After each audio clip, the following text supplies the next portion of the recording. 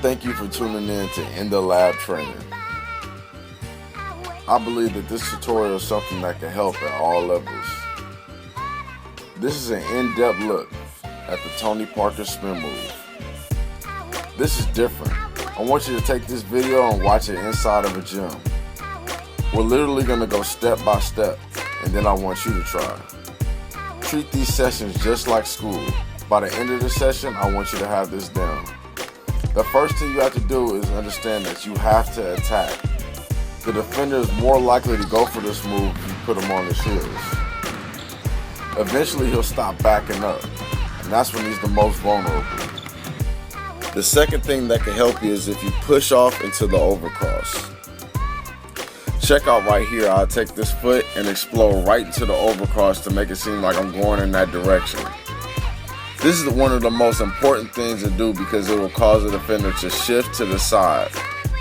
And when he shifts to the side, the spin move is wide open. You have to be careful that you don't charge right into the guy standing in front of you. I'm more than sure that most coaches will snatch you out the game if you end up turning the ball over. But let's rewind back a little bit. Pay attention to the foot that pushes off into the spin. Going in this direction, you use this foot to push right into the spin. It's really what helps you control the spin move. Now, as far as finishers go, there are a number of ways that we could do that. Sometimes the layup is wide open, and we can just reach out and lay it up normal. Whether that be a scoop or a push shot like this. But sometimes the help defense will come and try to block your shot out of bounds, and that's when the reverse layup comes in handy with a little bit of English on it.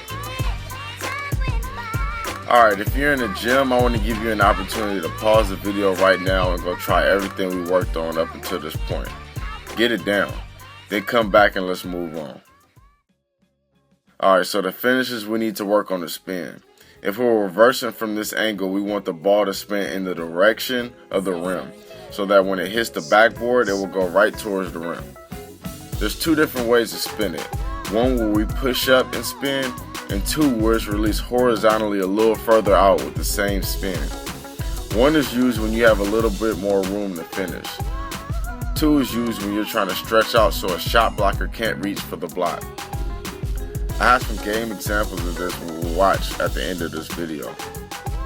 Both of them are definitely something you have to work on to perfect, especially with both hands. One release you have to shoot it upwards but still have good spin on it.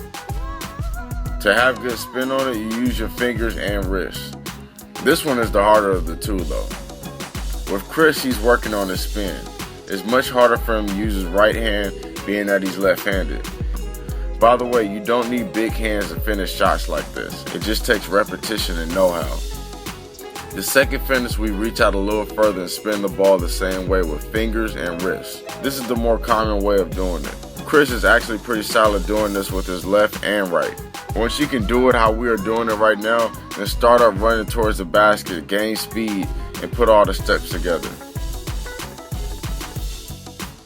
There's actually one more way to do it, and that's the way I've seen Tony Parker do it a lot of times. I've seen him do all these finishes, but what he'll do is finish on the same side that he spins on with his inside hand. So if he spins on this side, he'll use the right hand.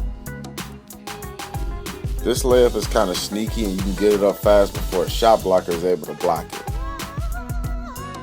And what you got to go do right now is you just got to go try it. Work on it until you perfect it. When you guys start getting this down, it's going to help you a lot. Not only will it help you become a better finisher, but these type of shots get the crowd hyped. That's the end of the tutorial though. Be sure to catch the upcoming tutorials in the future. If you're looking for in the lab gear, check out shop.ballerslife.com. Thanks for watching.